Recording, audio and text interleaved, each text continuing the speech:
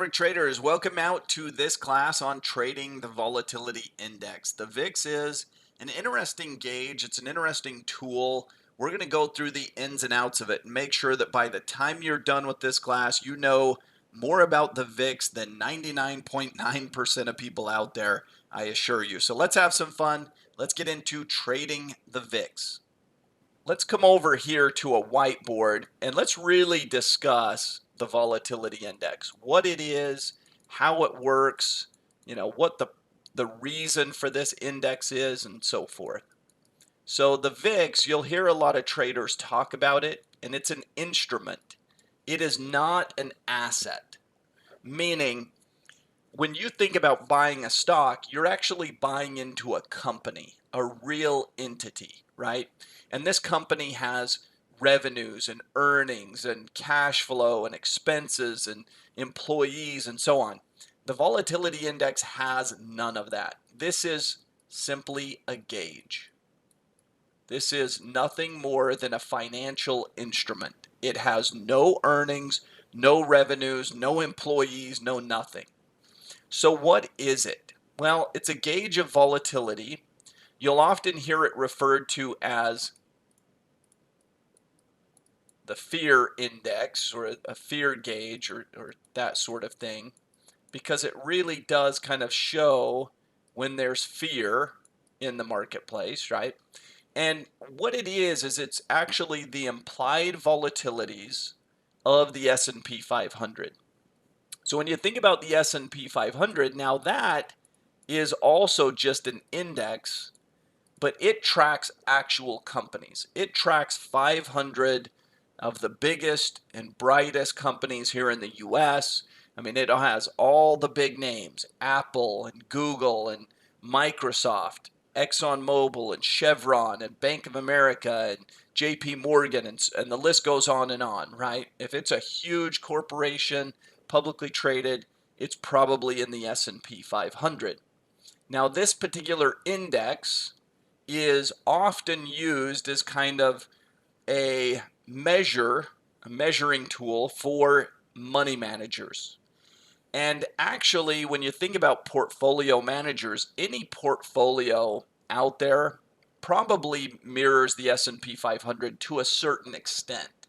Now, some more than others, but for the most part, most money managers, most mutual funds that are diversified are going to track somewhat similar to the S&P 500. Think about it. They might own shares of Boeing, which is an industrial. They might own shares of ConocoPhillips, and they own shares of Google, and they own shares of, Newmont Mining, which is a mining company, gold miner, and they own share, and the list goes on, right? And they're diversified enough that actually their portfolio, if the S&P 500 does this, their portfolio probably does something similar. Now, it might not be perfectly identical. It's not perfectly correlated, but if they have somewhat of a diversified portfolio, they're going to mirror the S&P to a large extent. And that's important to understand. If they were just focused on one area of the market, that might be different. There are some times, where the fund is just technology, or it's just a gold, portfolio. So you only invest in this mutual fund if you want exposure to precious metals or something like that. If you look at like Cathie Woods and the ARK funds, I mean, they're mostly in high growth technology companies. So there are little niche funds that will be different, that won't really track the S&P. The S&P does that, and they might do this. They might kind of mirror it, but not really. They'll have some.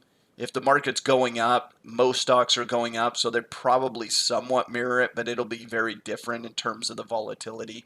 But for the most part, fund managers will somewhat track the S&P. And if you think about that, even individuals that manage their own money, if you just buy a variety of different stocks, your portfolio is somewhat going to look like the S&P. So people want to hedge their portfolios at times. And the VIX was really created for that purpose, to create a hedging instrument. On the floor of the CBOE, the Chicago Board of Options Exchange, there used to be two trading pits. There was an SPX trading pit where you could trade basically the S&P 500 index options, or there was a VIX trading pit. And that tells you how popular VIX options are. There were so many options traded that they actually had a live trading pit for the VIX, just like they had a live trading pit for the S&P. Now, why would people want to trade options on the SPX index? Well, for hedging, right? I could go buy puts on the S&P 500 and that would diversify my portfolio. I'm not going to go buy puts on hundreds of stocks. I'm not going to go buy puts on Boeing and Conoco and Google and Newmont and the list go on and on. No. I'll make it simple. I'll just buy puts on the SPX and now I'm hedged. Now, if my portfolio goes down, well, the S&P is going to go down, meaning my puts are going to go up in value, right? If I buy SPX puts, I know that my portfolio mirrors the S&P 500 to a certain extent. If my portfolio is dropping, I know the SPX puts are going up. I'm creating a hedge, and I don't need to go buy puts on each individual name. The VIX, you would buy calls on to hedge because the VIX normally moves opposite to the S&P. So if the S&P is going violently lower, what is the VIX doing? It's going violently higher. So if you wanted to create a hedge on your portfolio, A, you could buy puts on the SPX, or B, you could buy calls on the VIX. And this is kind of a more aggressive approach. This is when you say, I think things could get really wild. I think things could get really crazy. You can spend less money and have more bang for your buck because in those circumstances where all hell breaks loose, the VIX can really do some crazy things. So if we come over and look at a chart really quick, let me show you some of the inverse relationship. So if you look at this SPX chart, just take any period where it drops sharply like this through September into October. What do you think the VIX is going to be doing during that period? Well, in all likelihood, it doesn't have to do this, but it normally does. In all likelihood, the VIX is going sharply higher, right? There's that inverse relationship. Is it inverse every single day? No, but most of the time. The market's been rallying of late. The VIX has been going down of late. You see that? Look at the last couple of weeks. The VIX is going down. What's the S&P been doing?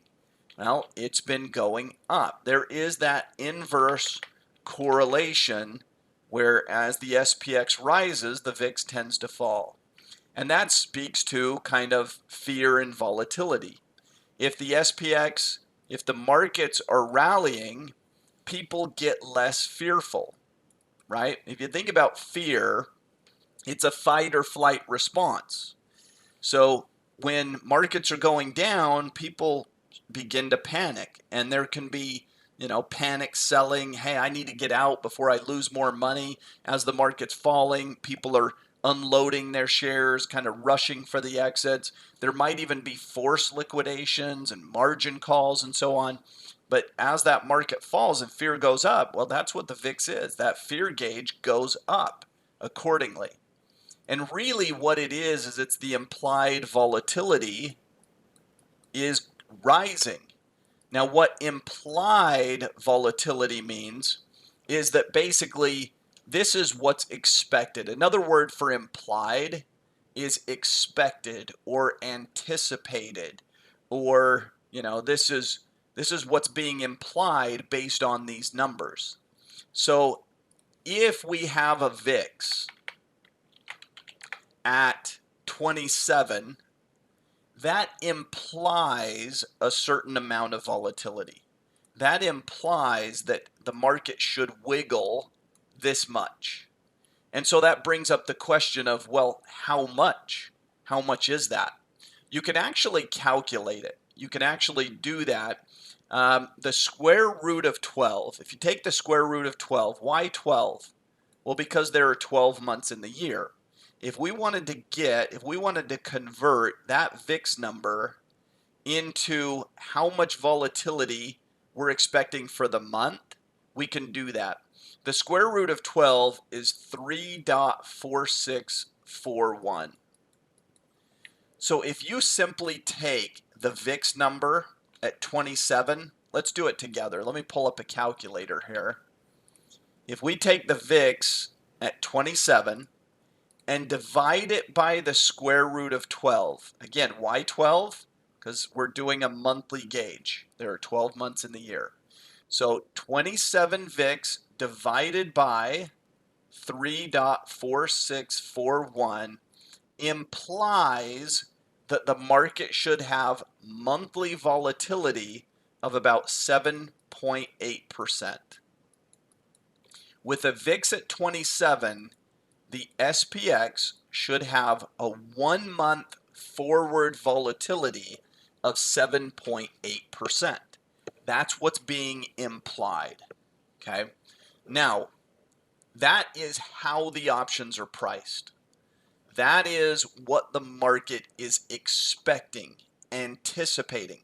It doesn't mean it's going to be right, but that's what it's expecting. So 7.8% S&P volatility over the next month is what's being implied.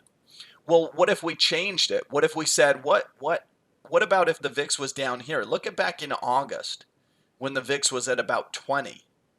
If the VIX was at 20, how much volatility was being implied in August? Well, 20 divided by the square root of 12. How much volatility was expected back there? 5.7% for the month. Did the market get it right? Did the market have it right? Well, it looks like no, because look at how the implied amount of volatility exploded there in mid-August. Did the market move more than 5%, 5.7% for that next month? I'm guessing yes. Look at here's mid-August. Yeah, I mean, it just cratered, right? So there's a situation where the market had it wrong. The market priced in too low of volatility. And what happened was a lot more volatility than what the market was pricing in. Do you see that? Now, the market might have been pricing in too much volatility a couple of weeks ago. Do you see that the VIX was up here at 34? Well, let's see how much implied volatility that is. When the VIX was at 34 a couple of weeks ago, we'll divide it by the square root of 12, 3.4641, and that's 9.8. The market said, hey, we're going to move 9.8%. That's how much volatility is being priced into the options over the next month. And is that right? Is that wrong? Is that, well, we'll find out, right? But that's how much is being implied. So if you're trading the VIX, you're trading based on these implied numbers. That's what you're actually trading. Right now, if we were to trade the VIX, we would be trading the market's expectation of 7.8% volatility over the next month. So what you need to ask yourself is a certain question. Do I think the market has it too high? Do I think the market has it too low? Do I think it's just right? I need to have an opinion because that's what I'm trading. I'm not trading an asset that has earnings and revenues and, guidance and anything like that. No. I'm trading a gauge. I'm trading a financial instrument that literally has no fundamentals, right? It's just a gauge. So I'm either taking a bet that the VIX is too low, the VIX is too high, or the VIX is just right. But I'm putting on some sort of trade. If I'm trading the VIX, I'm I'm putting on my own implications, right? The market is implying that we should have 7.8% volatility over the next month. Well, I either need to think that's too high, just right, or too low to put on a strategy to have an opinion that would actually make money. Now, because the VIX is just a gauge, there is no delivery. This is what we call a European style option. And a European style option settles in cash. So if you were to trade this, let's say that you were to buy, let's say you bought a put on the VIX. You did really well here. When it was up here at 34, you thought, no, it's too high, it's too high. So you bought a put. You thought the VIX was going to go down. Well, by the way, buying a put on the VIX is somewhat bullish on the market, isn't it? Because if you think the VIX is doing this, what do you think the market's doing? Well, it's going the other way, right? So if you were buying a put on the VIX, that's a bullish stock market strategy. So I buy a put on the VIX, and I happen to get it right, hypothetically, and the VIX comes down. Let's say I hold that 34 strike put into expiration. What's going to happen? And maybe I paid $3 for it or something, and now it's trading at 27 and $7 in the money or whatever, hypothetically. What's going to happen? Well, I paid $300 per put option. If I just leave it alone, I don't even have to sell the put. I don't have to get out of it. Now, I could do that. I could go sell it while it's still trading and just cash out, right? I could go sell it for $7, bring $700 back in. But if by chance I forget, whatever, it just settles in cash. And it will settle for whatever its intrinsic value is, however much it's in the money.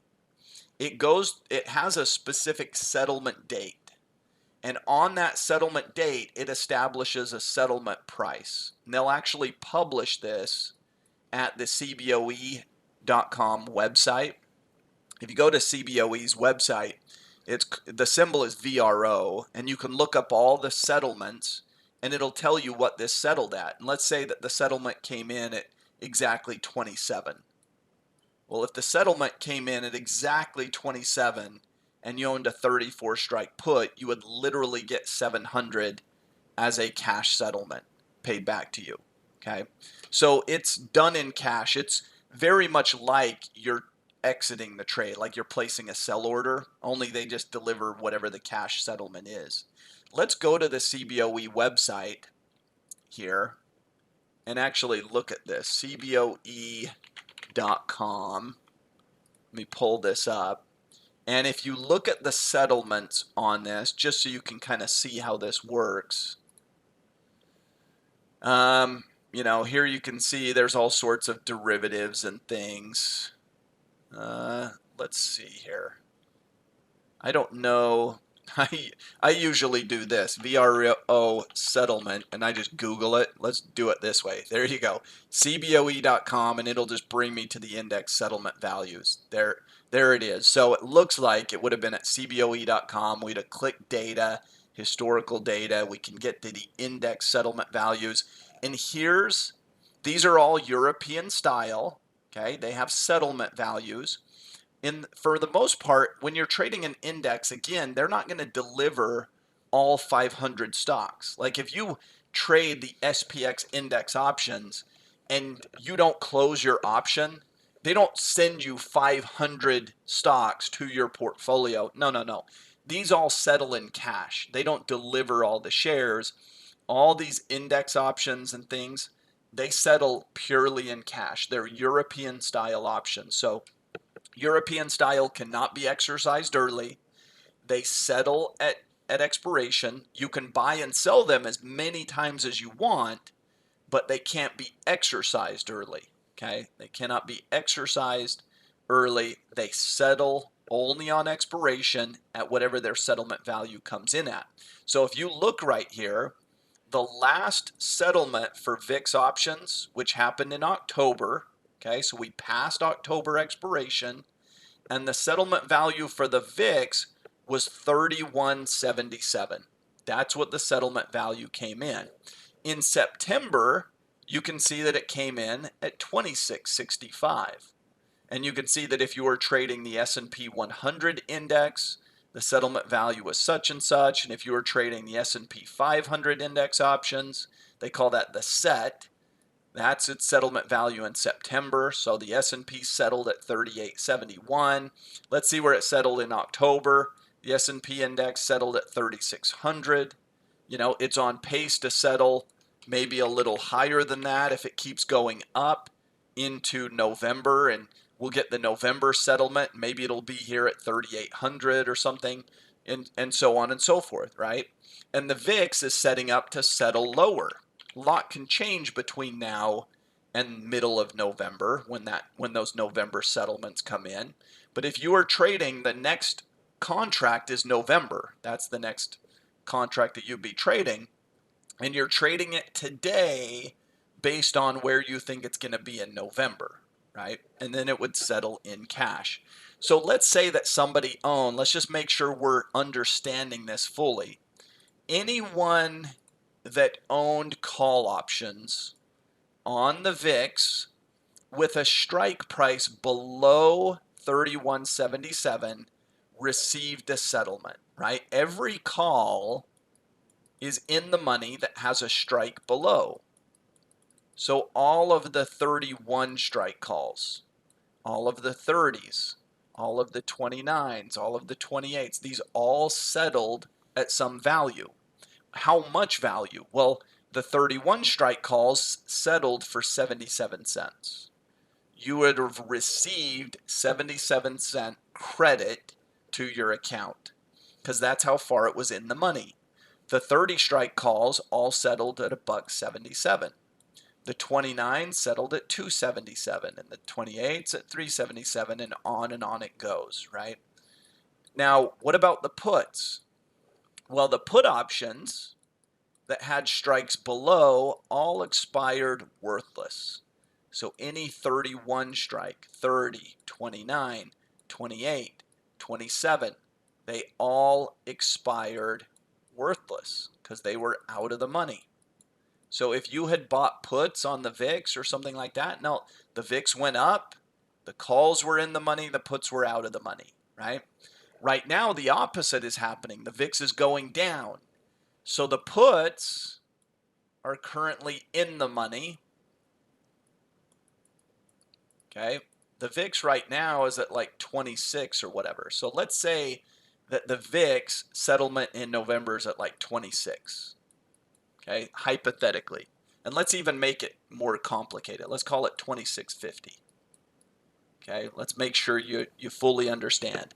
Let's say that the VIX settles in November at 26.50. Well, any put strike that's above that would be in the money. So now all of these strikes would settle for something, wouldn't they? You see it? If the settlement was 26.50, the 27 strike puts are in the money for 50 cents. They would settle for 50 cents. The 28 strike puts would settle for $1.50. The 29 strike puts for $2.50. The 30 strike puts would settle for $3.50, and the 31 strike puts would settle for $4.50. What would happen to the calls? All of those strikes are out of the money, and thus they would expire worthless. Any of these calls have zero value. So you can see what happened back here in September when the VIX settled at 31.77. All of the calls were in the money and the puts were out of the money. Through November, the VIX went down. Now all of these calls are out of the money, the November ones. The puts are in the money. They have settlement values. They expire worthless accordingly. And you can see that dynamic in play based on how the VIX is moving. Now, the VIX is tricky in that you want to avoid different types of strategies like diagonals, calendars, things of that sort.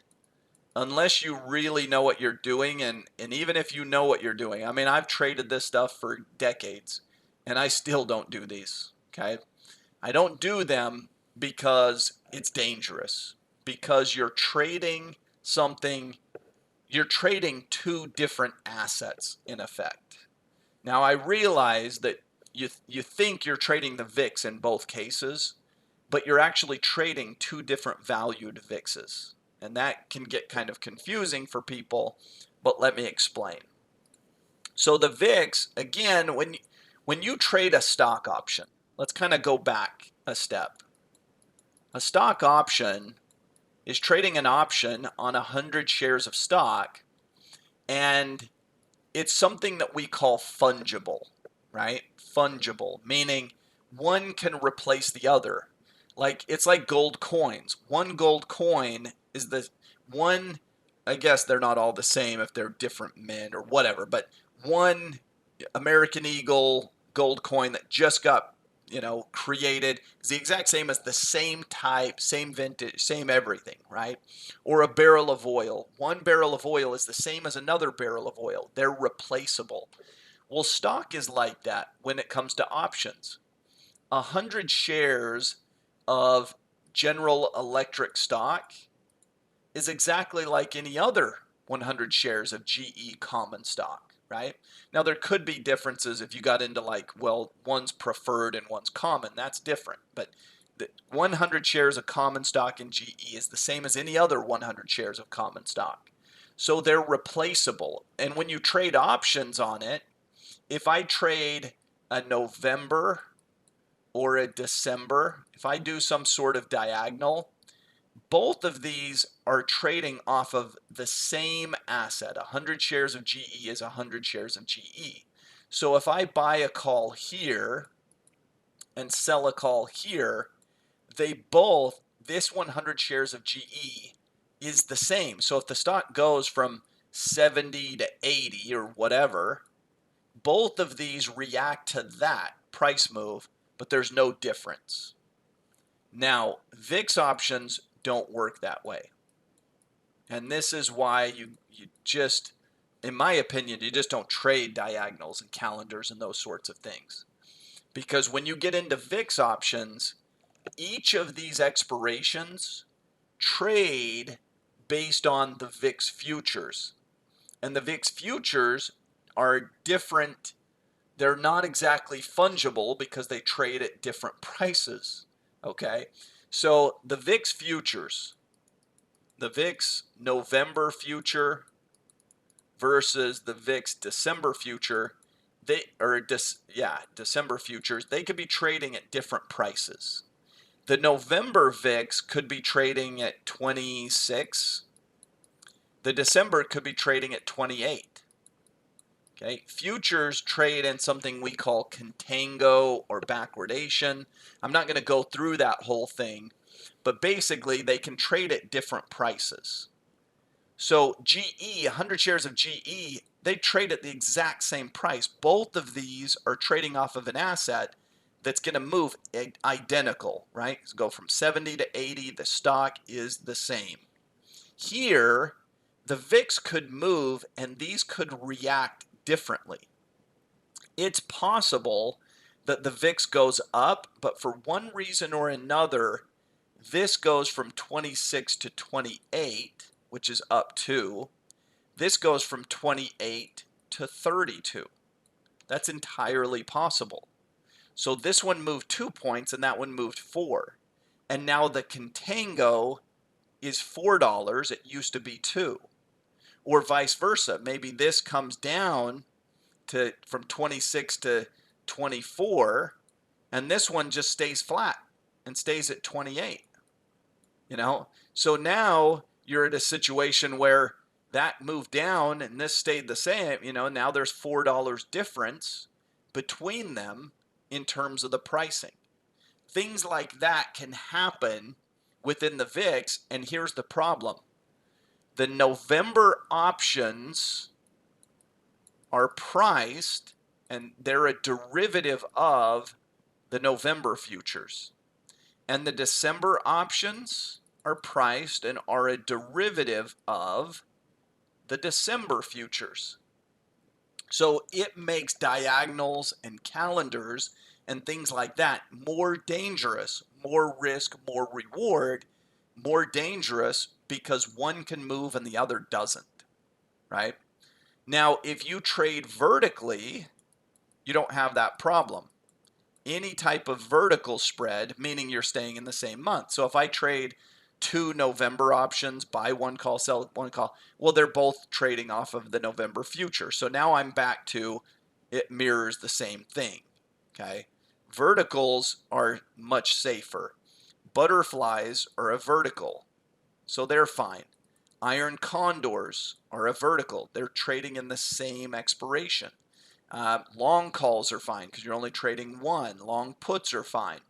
Anything that you either stay in the same expiration or trade single leg option or something like that, perfectly reasonable because you're getting what you think you're getting. You know, that the asset moving impacts both of these the same based on its price move, if that makes sense.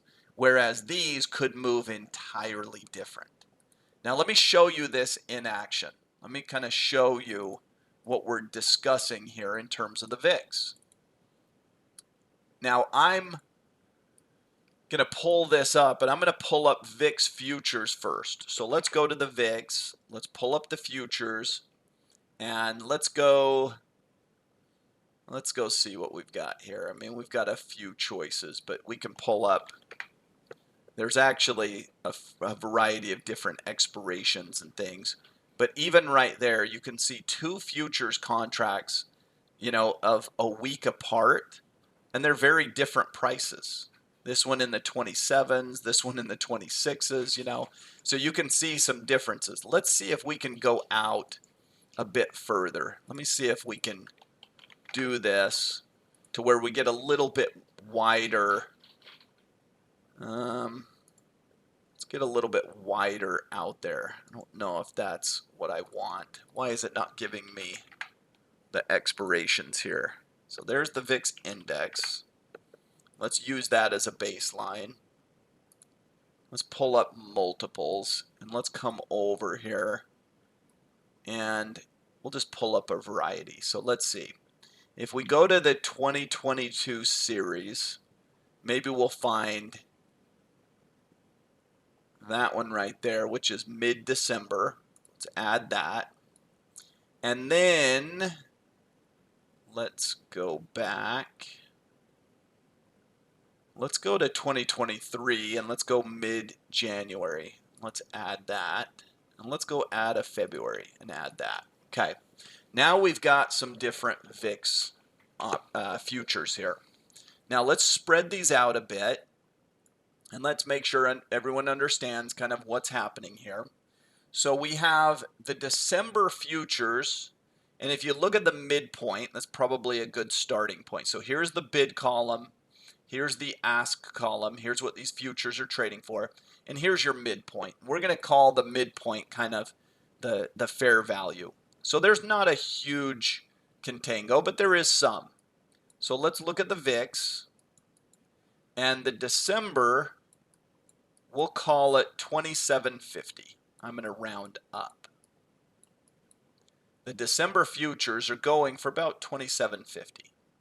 The January future, which is a month later, is going for about 2850. $1 higher. And the February, there's no real difference. So we can probably nuke the February and say, well, we don't, that doesn't even matter so much. So now we've got, now my circles are a little off, but that's okay. Let me just scoot this down into there, scoot this down into there. There you go. But the VIX spot price is about 27, right? That's where the index is. So notice a couple of things here. Notice that the VIX is trading at a different price. The actual spot market is trading at a different price than the futures prices. Okay, they're a little bit elevated to that. Now, if we were to look at this in terms of the options, what you'd find is that this becomes at the money, and this becomes at the money to the options, because the options are going to say, here's what I'm trading off of. If I'm trading the January options, I'm trading on an asset that's worth $28.50 right now. So you'll notice those become the at the money strike. And for December, the at the money strike is around $27.50, because that's what its asset is trading for. Let me show you that in action. If we pull up the VIX options chain, watch this. Let's see if we can pull up. So let's go to December. Okay. Now, if you look at this, I need to redo this just a little bit, but let's remind you, December is at $27.50, and January is at $28.50. Now watch what happens. If you look at the December options, which ones are the at the money? Well, it's not, I mean, it's kind of, the spot price is at 27. It's right in between those. It's kind of the 28, 27 strike. Those are kind of your at the monies. So that one's fairly close to the VIX spot price, right? So the at the monies are kind of right in this neighborhood. We could call it 27 or 28. That's your at the money strike. But watch what happens right here. If I change to January, now the at the money is more 28 to 29.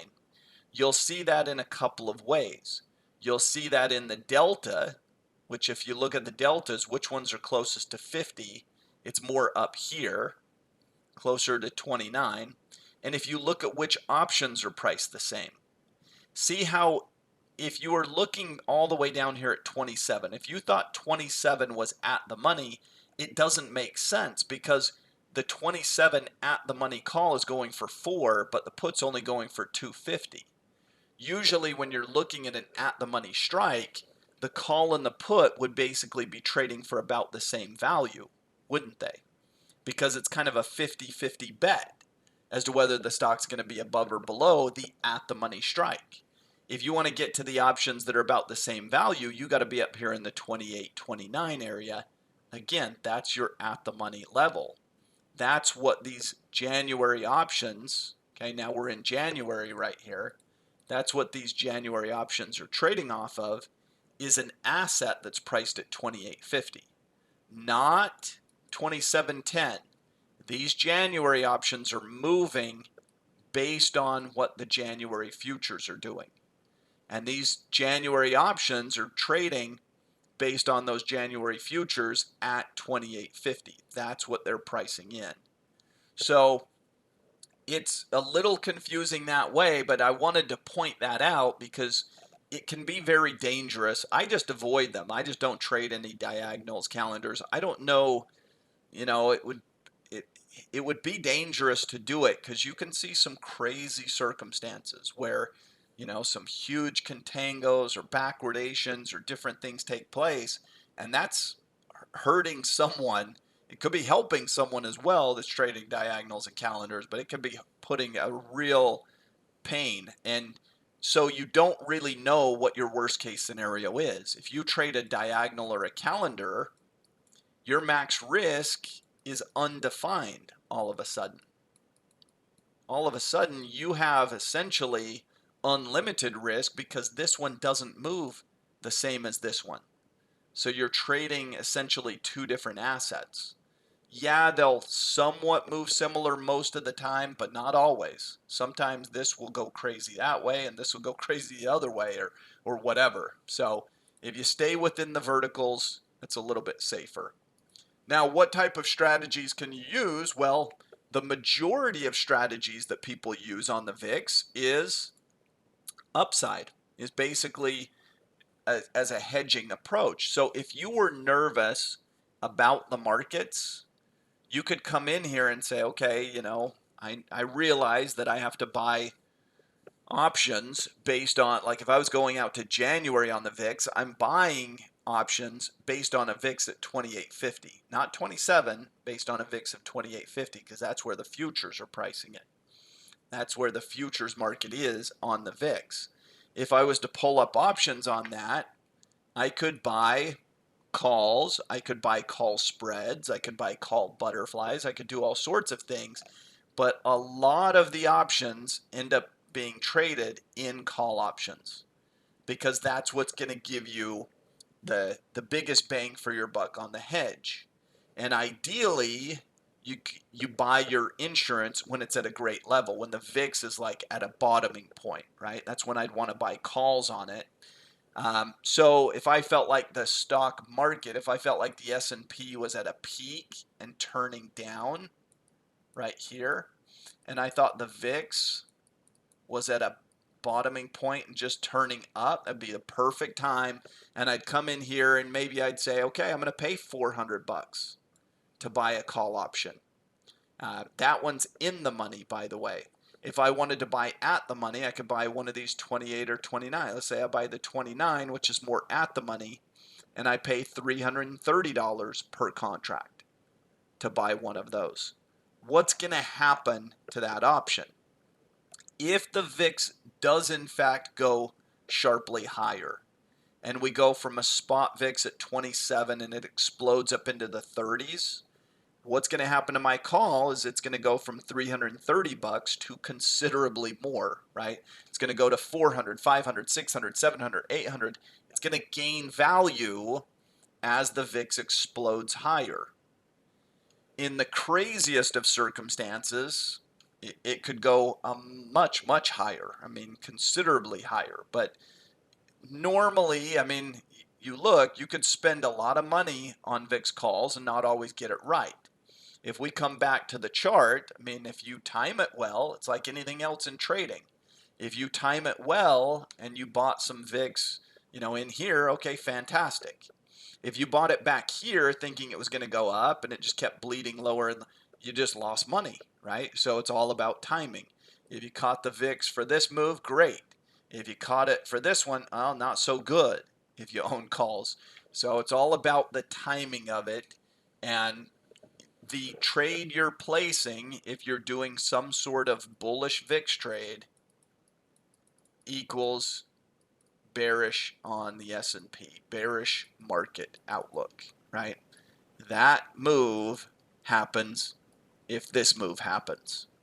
So there have been a couple of circumstances in the last 20 years where the VIX has hit all-time highs. We've had two major levels, two major crisis scenarios, basically. And I thought it was possible we'd never see the VIX as high as we did in 2008 ever again. I thought it's possible that that's the highest the VIX will ever get in my lifetime. And it was a little higher there in 08 in the global financial crisis. The VIX got as high as just shy of 90. In fact, if you put price labels on it, throw price labels, you can see, where's my label up there?